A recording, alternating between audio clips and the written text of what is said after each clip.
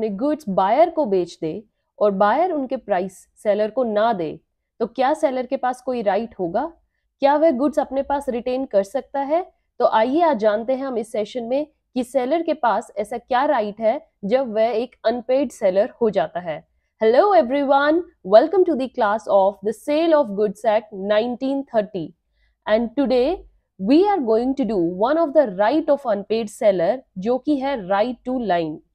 That is given in section 47। Last session में बच्चे मैंने आपको अनपेड सेलर के बारे में बहुत डिटेल में अच्छे से समझाया था कि अनपेड सेलर कौन होता है, वह कब इस कैटेगरी में आता है, और अनपेड सेलर के कुछ राइट्स भी मैंने आपको बताए थे कि वो क्या राइट्स एक्सरसाइज कर सकता है। And among that one major right is right to lien. Right to lien आपका गिवन है सेक्शन 47 में, और राइट टू लियन को ही आज हम सीरियसली इस सेशन में डिस्कस करेंगे। क्या राइट ऑफ लियन होता है, ये कब एक्सरसाइज किया जाता है, ये राइट कब खत्म हो जाता है, और अनपेड सेलर इसको कब कब एक्सरसाइज कर सकता है, दैट वी विल स्टडी। तो सबसे पहले बच्चे हमारा जो मोटिव होगा वो होगा लियन वर्ड को समझना। What is this word means? देखिए, lien means that retaining the goods, goods को रिटेन करना, मतलब ऑलरेडी आपने गुड्स किसी को बेच दिए हैं बट अब उन गुड्स पर फिर से आप अपने पास उनको होल्ड पर रख लेते हो। सो रिटेनिंग दोज गुड्स, या फिर आप रिफ्यूज करते हो, refusing to deliver those goods, refusing to deliver, that is what lien word means. So it is relating to retaining the goods और refusing the delivery of these goods until, कब तक? जब तक कि price in respect of these goods have not been paid by the buyer. Buyer अब जब तक इन प्राइस को ना पे कर दे, means price is unpaid, price अभी तक पे नहीं किया गया है by buyer, that's why seller ने ये गुड्स अभी अपने पास रिटेन कर लिए हैं या रख लिए हैं और डिलीवरी करने से मना कर रहा है।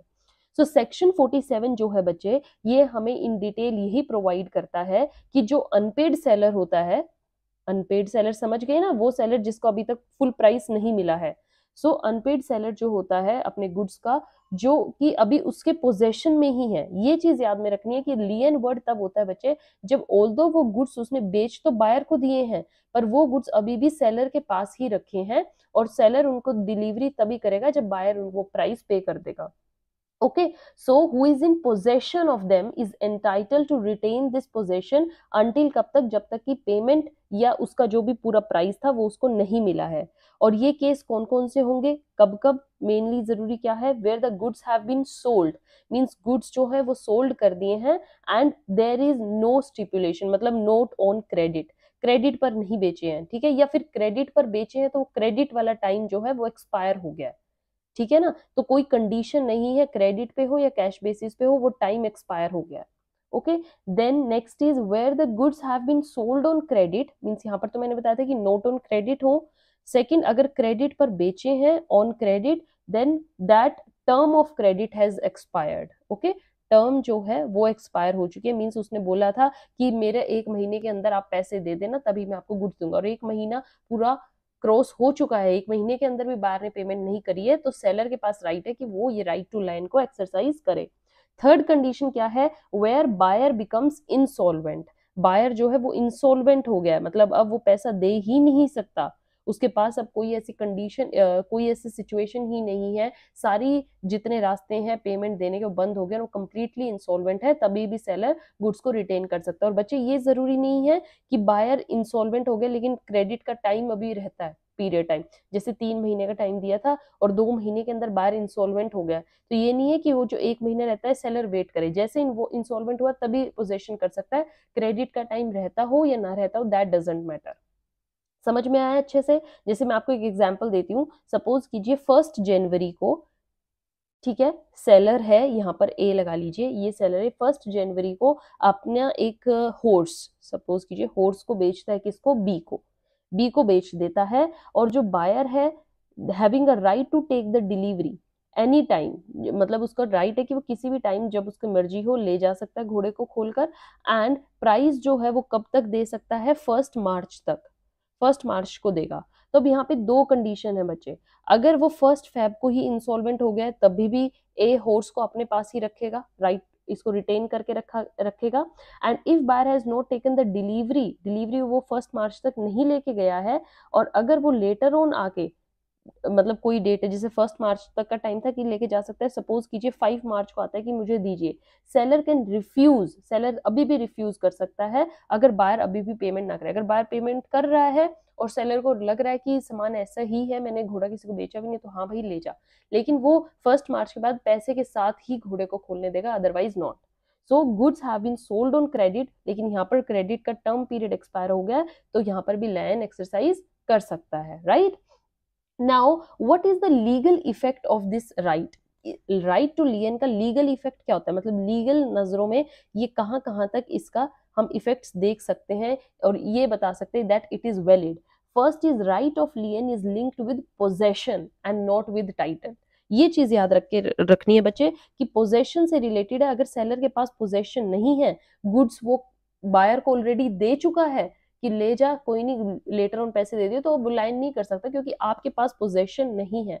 गुड्स आपके पास होते तभी आप उनको रिटेन कर सकते थे। अब आपके पास सिर्फ रास्ता क्या बचा है कि आप स्यू करिए या बायर के पास जाते रहिए, उसके ऊपर सूट डालिए, मेरा पैसा दो, क्योंकि अब गुड्स पर से तो आपका हाथ निकल गया है, आपके पास थोड़ा रखे हैं। सो पोजेशन के ऊपर ये हो सकता है, टाइटल का इससे कोई लेना देना नहीं है। Lien is related to the retaining of possession and therefore seller is still in, अगर पोजेशन में है तो वो तभी इसको रिटेन कर सकता है। Next thing is right in lien is in respect of all those goods which are with the seller. ठीक है, right to retain mean seller वो सब गुड्स पर ही अपना पोजेशन दिखा सकता है, ऑल द गुड्स जो उसके पास रखे हैं with seller. So if buyer has made part payment, suppose कीजिए बायर ने कुछ एग्जाम्पल लेके देखते हैं कि बायर ने 6 चेयर्स एंड 1 टेबल खरीदा था एक सेलर से तो वो 1 टेबल की तो पेमेंट कर देता है, साथ ही साथ 6 चेयर्स की अभी नहीं करी है, तो यहाँ अभी इस पूरा का सेट ही देना है ना सेलर ने, तो क्या किया है, पार्ट पेमेंट बायर ने कर दी and now he can not insist. Seller को ये नहीं कह सकता कि जिसकी मैंने पेमेंट कर दी वो सामान तो मुझे दो, नो। अगर आपने पूरा सामान खरीद लिया है तो बायर सेलर पूरे सामान को ही अपने पास रोक सकता है। That should be deliverable to him and now seller can exercise his right on the whole of the articles. Okay, third is right of lien can be exercised only for the non payment of price. ये right तभी exercise होता है जब आपने non payment of price करी है। अगर other reasons है तब आप राइट ऑफ लियन एक्सरसाइज नहीं कर सकते। Right of लियन in case of only non payment में ही एक्सरसाइज होता है। ओके, कोई अदर चार्जेस है, सपोज कीजिए बायर ने डिलीवरी चार्जेस नहीं दिए, कुछ वेयर हाउस के चार्जेस थे वो नहीं दिए, या कोई इंटरेस्ट पेमेंट है वो नहीं दी, वो आप उन पेमेंट्स की वजह से यहाँ पर उसका सामान नहीं रोक सकते। उसका सामान आप अपने पास तभी रख सकते हो जब तक कि उसने उन्हीं सामान की पेमेंट ना करी हो, और बाकी चार्जेस के लिए आप उसका सामान नहीं रोक सकते। यू कैन क्लेम और you can file a suit on that particular amount on the buyer. Okay, so suppose कीजिए वेयर हाउसेज चार्जेस थे और बायर ने वो पे नहीं किए हैं, then you can not exercise right of lien on his goods. Goods आपको देने पड़ेंगे क्योंकि गुड्स की तो पेमेंट वो कर चुका है already. Okay, next is line and part delivery. इस कंसेप्ट को समझते हैं, लाइन और एक पार्ट डिलीवरी मीन्स आपने पार्ट डिलीवरी गुड्स की कर दी है, अभी कुछ सामान आपके पास पड़ा है, जैसे ये एग्जांपल है, टेबल आपने दे दिया था, 6 चेयर्स अभी भी आपके पास है, तो क्या अब आधे सामान पर राइट ऑफ लियन एक्सरसाइज हो सकता है? एक एग्जाम्पल के तौर पे समझते हैं, समझिए बच्चे। लाइक बायर है, he gets whole of the goods weighed but takes away only a part. सारा सामान बायर ने अपना वे करवा लिया और उसने देख लिया कि हाँ मुझे इतना सामान चाहिए, लेकिन वो अभी कुछ ले जाता है और कुछ सेलर के पास रख जाता है कि मैं लेटर ऑन आऊंगा और तब ले जाऊंगा। ओके, अब सेलर्स क्या राइट लाइन रिमेनिंग गुड्स पर एक्सरसाइज कर सकता है कि नहीं, ये हमारा एक और क्वेश्चन है और ये इंटरव्यू में भी पूछा गया है। So seller's right line over the remaining goods would come to an end. On the other hand, if out of 100 bags of wheat, suppose कीजिए अगर वेट का सामान है ना, होल ऑफ द गुड्स है और वेट हो गया, हाफ उसमें से ले गया, तो हाफ वो उसको देना पड़ेगा सेलर को। बट अगर ऐसा सामान है जो कि काउंटेबल है ना, out of 100 bags of wheat which were to be supplied by the seller to the buyer, 20 जो है वो ऑलरेडी डिलीवर कर चुके हैं वो बायर को, सेलर में exercise his right of line over the other 80 bags। 80 bags पर अब अपना लाइन वो कर सकता है। सो काउंटेबल पर लगा सकता है, अनकाउंटेबल पर लायन एक्सरसाइज नहीं होता अगर आपने पार्ट डिलीवरी कर दी है, remember that. Okay, countable means जिसको आप काउंट कर सकते हैं, अनकाउंटेबल सपोज कीजिए वे, जो चीजें वे की जाती हैं। So that's the part delivery. Part delivery actual में क्या होता है बच्चे, where an unpaid seller has made part delivery of the goods, goods की पार्ट डिलीवरी सेलर ने कर दी है, he may exercise his right of lien on the reminder, बाकी जो सामान है उस पर राइट लियन कर सकता है, unless such part delivery has been made under such circumstances as to show agreement to waive the land. मतलब तभी कर सकता है जब तक वो ये भी चाहता है कि मुझे पैसे मिले। अगर उसने ऐसा शो करवा दिया बायर को कि नहीं नहीं कोई नहीं, कभी भी तू सामान ले जा, ऐसी जरूरत नहीं है, मुझे पैसा बेशक बाद में, तो आप नहीं कर सकते लाइन एक्सरसाइज। क्लियर वर्ड्स में बायर को समझाइए कि मुझे इस टाइम तक पैसा चाहिए ही चाहिए। ओके, समझ में आया बच्चे? So where the things unpaid seller has delivered a part of the goods, he may exercises lien on the remainder, ये है बात पार्ट डिलीवरी की। नेक्स्ट थिंग जो लीगल इफेक्ट में आती है, that exercise of right of lien doesn't automatically resign the contract of sale. Right of lien suppose कीजिए seller ने एक्सरसाइज कर लिया, बायर का सामान अपने पास ही रख लिया, होल्ड पर रिटेन कर लिया, तो इसका मतलब ये नहीं है कि आप अपने सामान को ऐसे ही छोड़ दोगे, है ना, ऐसा नहीं है, ये कॉन्ट्रैक्ट भाई यही खत्म हो गया है। नो, बायर लेटर ऑन आएगा, पैसे देगा और अपना सामान ले जाएगा। लेटर ऑन ये नहीं है कि काफी टाइम बाद, जो सेलर ने टाइम दे दिया भाई आप अपना सामान लेके जा।